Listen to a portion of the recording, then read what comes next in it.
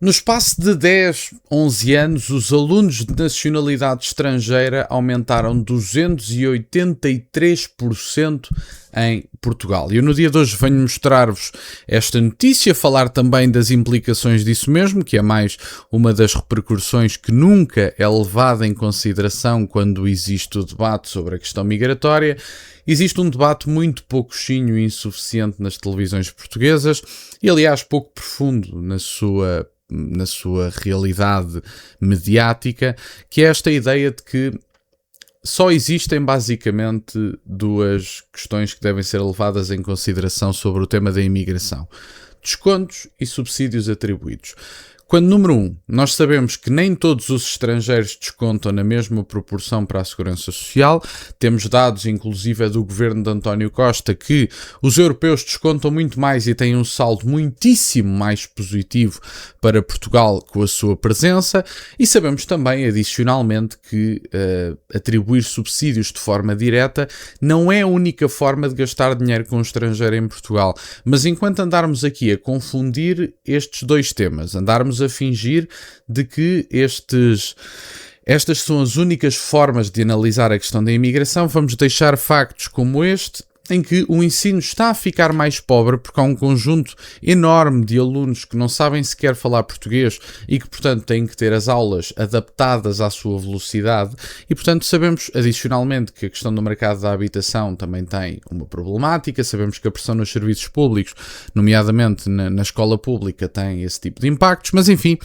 vamos ver esta notícia, conhecer mais dados e perceber, então, a substituição. Ora, como eu dizia, o número de estudantes estrangeiros disparou nos últimos anos. Por detrás desse crescimento, Portugal perdeu quase 88 mil alunos e centenas de estabelecimentos numa década. O crescimento do número de alunos registado nos últimos anos nas escolas portuguesas foi alimentado em grande parte pela entrada de estudantes estrangeiros no sistema de ensino. Os números ajudam a perceber a dimensão da transformação. Entre 2014 e 2023, a população escolar de nacionalidade estrangeira na rede pública aumentou 283%. É verdade, foi isto que aconteceu. Já representava cerca de 1 em cada 7 alunos. Em contraste ao relatório Educação em Números Portugal 2026, a Direção-Geral de Estatísticas de Educação e Ciência mostra que Portugal tinha basicamente 1.700.000 alunos em 2014-2015. 10 anos depois o número caiu em torno de 80 mil, portanto são menos 87 mil alunos, uma quebra de cerca de 5,2%. Adicionalmente, ainda temos um aumento significativo dos alunos estrangeiros e, portanto, o que isto vai acontecer é aumentar cada vez mais a proporcionalidade de estrangeiros presentes nas escolas portuguesas. Vão ser cada vez mais significativos, à semelhança do que se está a passar por toda a Europa. Mas neste caso em concreto em Portugal, é relativamente evidente que se nós tivermos 1 a cada 3 jovens fora de Portugal, como é a nossa realidade, neste caso jovens nacionais, evidentemente, esses jovens também se vão estabelecer e vão ter a sua família. E uma família que poderiam estar a ter em Portugal, que poderia estar a estudar em Portugal e que poderiam estar a produzir em Portugal, é uma família que vai existir num país estrangeiro e do qual, enfim, nós não tiramos proveito do ponto de vista demográfico, precisamente porque trouxemos em massa estas pessoas, pressionámos o mercado da habitação, lutámos até cima os serviços públicos e depois dizem, bom, mas as coisas não são tão lineares assim. Claro que são, é evidente que são. E é a lei da procura e da oferta, que é uma das leis mais óbvias do mercado. É relativamente evidente que se vocês tiverem a mesma oferta para mais procura, os preços sobem. E eu acho que isso é evidente para uma boa parte das pessoas que me ouvem. E, portanto, se isso é evidente, compreendam que nos serviços públicos isso verifica-se ainda mais. E a proporcionalidade dos estrangeiros vai continuar a aumentar nos próximos anos. Em 2024-25, a tendência voltou a inverter-se em Portugal. Portugal perdeu mais 1.851 alunos num único ano. 1 em cada 7 alunos da escola pública já é estrangeiro, e depois tem os dados divulgados pelo ECO em junho passado, com o balanço anual da educação 2026. 1 em cada 7 alunos das escolas públicas tinha nacionalidade estrangeira em 2023-2024. Entretanto, já passaram alguns anos desde este ano letivo, portanto é para verem que não é propriamente brincadeira, já terão passado pelo menos 2 anos. Em vários municípios do Algarve, a área metropolitana de Lisboa e a Península de Setúbal, a proporção já ultrapassava os 30%, o que significa que são 3 em cada 10 na prática. O aumento de alunos estrangeiros está também a criar desafios às escolas. Segundo o estudo, estes estudantes chumbam 3 a 5 vezes mais do que os portugueses. No ensino secundário, 29% dos alunos estrangeiros ficaram retidos, contra apenas 8,3% dos portugueses. Isto é que é importante também dizer, não só por esta questão do bom, uns passam e outros não, é importante dizer que o ensino e a sua qualidade vai diminuir, porque os professores têm que fazer um esforço enorme para explicar a mesma matéria a pessoas que não sabem sequer a língua. E portanto isto é que é importante dizer. Não podemos andar a olhar para a vinda de estrangeiros para as escolas portuguesas e tudo mais ou menos como olhamos para esta lógica de mercado, como apresenta Pedro Marcos Lopes. Bom, desde que venham contribuir está tudo bem. Mas quais é que contribuem verdadeiramente? Essa é que é a questão.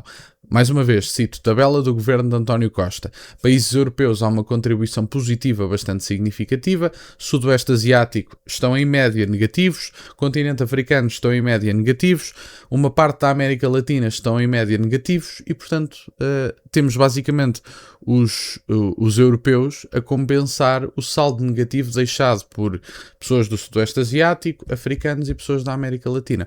Até porque nós sabemos que uma boa parte destas pessoas tem salários que nem chegam a pagar IRS, por exemplo. E atenção, eu também acho que os impostos devem diminuir e tudo mais.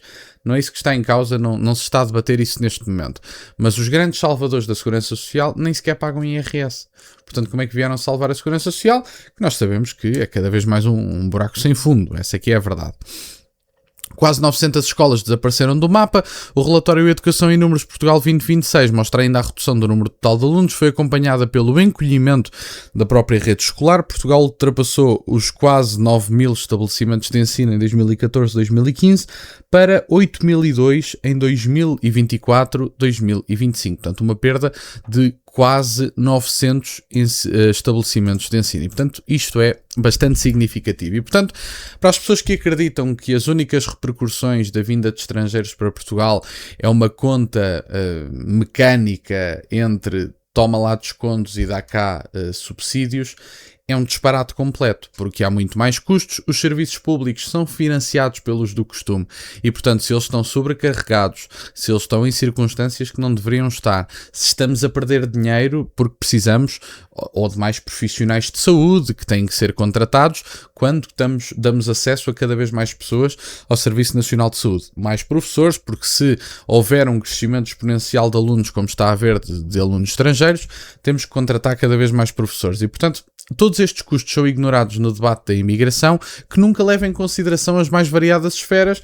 Já nem vou falar dos custos que não têm custo, que são coisas que, enfim, não podem ser quantificadas e por isso é que eu digo que não têm custo, como a vinda de uma maior criminalidade sexual, uma maior criminalidade violenta, que é sem dúvida nenhuma, e já está plasmado nos mais variados relatórios pela União Europeia, é trazida uma boa parte dela por imigrantes. E, portanto, se ignorarmos todos estes fatores, assim é facílimo dizer que a imigração é maravilhosa. E, portanto, isso assim é sempre o mais fácil. E, portanto, era isto no fundo que eu tinha para partilhar no dia de hoje. Fico-vos grato que estejam desse lado. Deixem só o gosto neste vídeo e subscrevam o canal. Tem as minhas redes sociais, o MBA na descrição, para o caso de quererem fazer alguma doação. E nunca se esqueçam, meus caros, questionem tudo. Até à próxima.